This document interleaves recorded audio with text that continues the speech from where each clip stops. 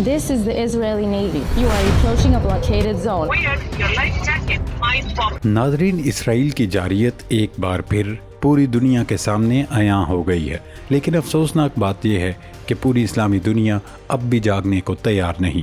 तमाम मुल्क शुतुरमुर्ग की तरह रेत में सर दिए आने वाले ख़तरे के टलने का इंतज़ार कर रहे हैं, लेकिन इन नादानों को ये आसान सी बात समझ नहीं आ रही कि चिराग सब के बुझेंगे, हवा किसी की नहीं है।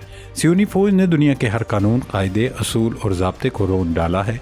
गज़ा के कहत ज़दा अवाम के लिए इमदाद लेकर जाने वाले आलमी स्मोथ फ्लोटेला पर सियोनी फ़ौज ने न सिर्फ हमला कर दिया, बल्कि पाकिस्तान के साबिक सेनेटर मुश्ताक अहमद खान समेत इंसानी हकूक़ के 500 कारकुनों को गिरफ़्तार कर लिया।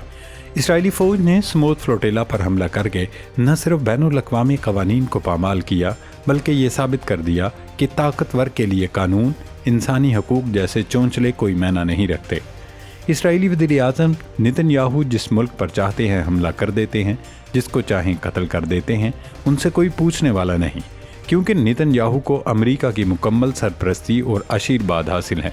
यही वजह है कि दुनिया का कोई भी मुल्क या आलमी इदारा इसराइल का हाथ रोकने की जुर्रत नहीं करता। सवाल ये है, अगर बेगुनाह इंसानों के लिए खाने पीने का सामान और अद्वियात ले जाई जाएं तो कौन सी क़यामत आ जाएगी। लेकिन इसराइल ने यह तय कर लिया है कि गज़ा के लोगों को भूखा मारना है, उन्हें दवा और ख़ुराक से महरूम रखना है। ये वो लम्हा है जब आलमी ज़मीर का इम्तहान है कि कौन इन मज़लूमों के लिए आवाज़ उठा रहा है।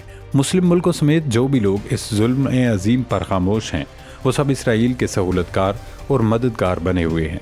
हमास की जानिब से ट्रंप के गज़ा प्लान को मुस्तरद करने के बाद इसराइली वज़ीर-ए-आज़म नेतन्याहू बिल्कुल बाउले हो गए हैं। धमकियों, तड़ियों और गीदड़ बबकियों के बाद अब वो अपना गुस्सा स्मोथ फ्लोटेला और उस पर सवार इंसानी हकूक़ के कारकुनों पर उतारना चाहते हैं। खैर, हमास की जानिब से वाशिंगटन को साफ पैगाम दे दिया गया है कि इस मंसूबे में तरामीम शामिल की जाएँ तो बात हो सकती है, वरना शराइत पर हरगिज़ ये बेल मुड़े नहीं चढ़ सकेगी। नाज़रीन, गज़ा जाने वाले ग्लोबल स्मोथ फ्लोटेला पर इसराइल ने धावा बोल दिया और फ्लोटेला में मौजूद पाकिस्तान के साबिक सेनेटर मुश्ताक अहमद समेत मुतअद्दिद अफराद को इसराइली फोर्सेस ने हिरासत में ले लिया है। इसराइली फ़ौजी कश्तियों ने 40 से ज़ायद कश्तियों पर मुश्तमिल ग्लोबल फ्लोटेला को घेरे में लिया और कई कश्तियों पर पानी की तोपें चला दी। गज़ा के कहत ज़दा अवाम के लिए इमदाद ले जाने वाले इस फ्लोटेला पर पाकिस्तान के साबिक सेनेटर मुश्ताक अहमद और आलमी शोहरत याफ्ता समाजी रहनुमा ग्रेटा थुनबर्ग, उन समेत 500 के करीब अफराद सवार हैं। फ्लोटेला मुंतज़मीन के मुताबिक इसराइली फ़ौजी एक जहाज़ में दाखिल हुए और जहाज़ पर सवार तमाम अरकान को हिरासत में ले लिया, जिसमें सेनेटर मुश्ताक अहमद खान भी शामिल थे। ग्लोबल स्मोथ फ्लोटेला के काफ़िले में शामिल कश्ती माइकेनो पर सवार अरब सहाफ़ी हसन मसूद ने वीडियो शेयर करते हुए दावा किया कि उनकी कश्ती गज़ा की समुद्री हुदूद में दाखिल हो चुकी है, लेकिन इसके बाद इस कश्ती से राब्ता भी कट गया। इसराइल ने गिरफ्तार किए गए तमाम अफराद को एयरपोर्ट मुंतकिल कर दिया। स्मोथ फ्लोटेला पर हमले के बाद पाकिस्तान समेत पूरी दुनिया में एहतजाज जोर पकड़ गया। इसराइल के इस घटिया इक़दाम की मज़म्मत की गई, जिसके बाद सियोनी हुकूमत ने ऐलान किया है कि वो उन तमाम इमदादी कारकुनों को रिहा करने के बाद एयरपोर्ट से वापस उनके मुल्कों को भेज देगी। स्मोथ फ्लोटेला के मुंतज़मीन ने वापसी जाने से इनकार कर दिया। उन्होंने इसराइली फ़ौज को बता दिया कि हमारी कश्तियों पर इमदादी सामान मौजूद है और उन्हें गज़ा ले जाने का वाहिद मकसद महसूर और मजबूर गज़ा की अवाम तक इंसानी इमदाद पहुँचाना है, लिहाजा अहम इमदाद दिए बगैर वापस नहीं जाएंगे।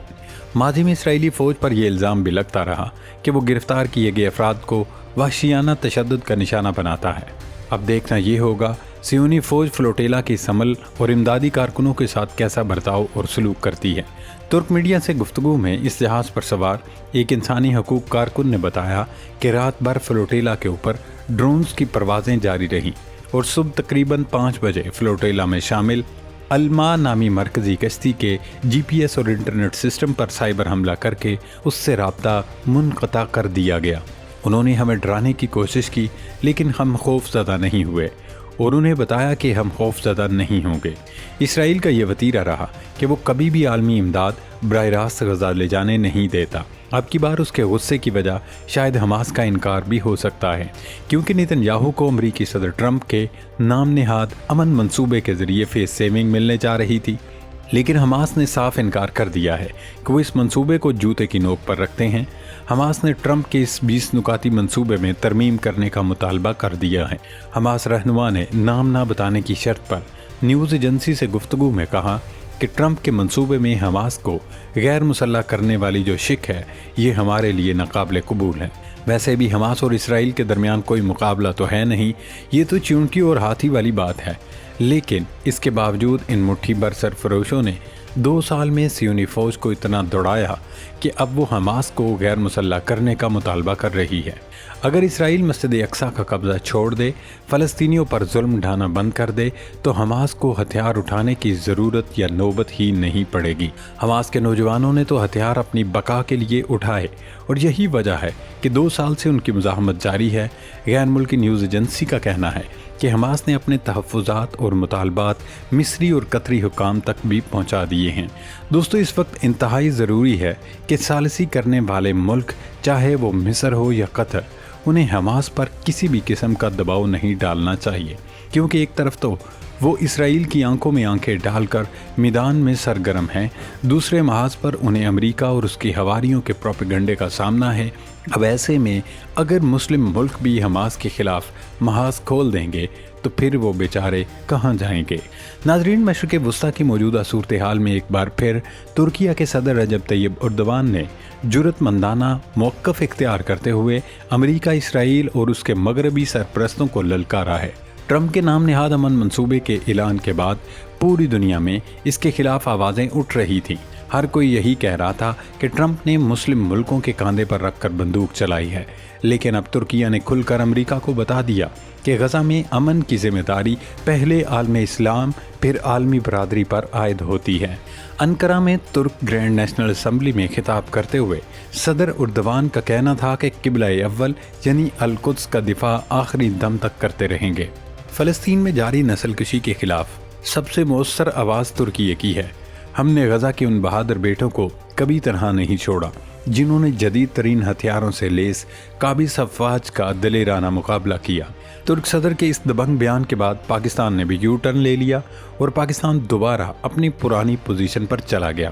دفتر خارجہ نے ایک بار پھر کہا کہ ہم 1967 کی سرحدوں کے مطابق فلسطینی ریاست کا قیام چاہتے ہیں جس کا دارالحکومت القدس شریف ہو۔ دوستو، طیب اردوان نے جس طرح عالمی سامراج کو للکارا ہے، اس نے نہ صرف مشرق وسطیٰ بلکہ پوری اسلامی دنیا میں نئی حرارت پیدا کر دی ہے۔ ان کے 2 ٹوک اعلان اور للکار کے بعد ہی پاکستان بھی اپنی پرانی روایتی اور اصولی پالیسی کی طرف واپس آ چکا ہے۔ دفتر خارجہ کا تازہ بیان کہ فلسطینی ریاست 1967 کی سرحدوں کے مطابق قائم ہونی چاہیے اور اس کا دارالحکومت القدس شریف ہو، دراصل پاکستان کے اس موقف کی باز گشت ہے جو برسوں سے عالمی فورمز پر دہرایا جاتا رہا۔ لیکن یہ بھی حقیقت ہے کہ پاکستان نے پچھلے کچھ عرصے میں جس عوام کو جنم دیا اس نے سوالات اٹھائے۔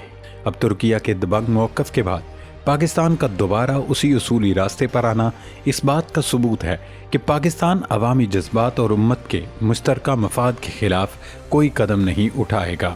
لیکن اب سوال یہ ہے کہ پاکستان کے پاس کیا آپشنز ہیں؟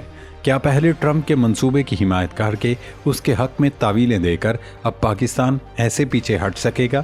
امریکہ اور خاص طور پر ڈونلڈ ٹرمپ کا اس پر کیا رد عمل ہوگا؟ پاکستان کو اب سفارتی چالیں سوچ سمجھ کر چلنی ہوں گی، ورنہ پاکستان کے مشکل دن شروع ہو سکتے ہیں، کیونکہ پھر امریکہ پاکستان کو IMF کے ذریعے رگڑا لگوائے گا۔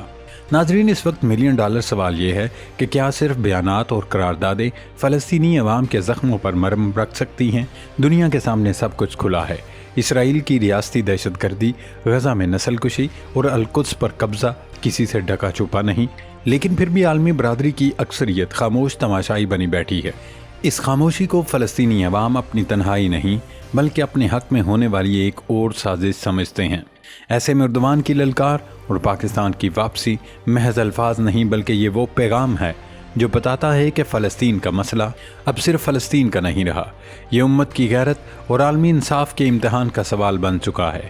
تاریخ ان قوموں کو کبھی معاف نہیں کرتی جو مظلوموں کے خون پر خاموشی اختیار کر لیں۔ آج اگر ترکیہ اور پاکستان جیسے ملک کھول کر بول رہے ہیں تو باقی مسلم دنیا کے پاس بھی وقت کم ہے، ورنہ کل تاریخ کے کٹہرے میں جواب دینا پڑے گا۔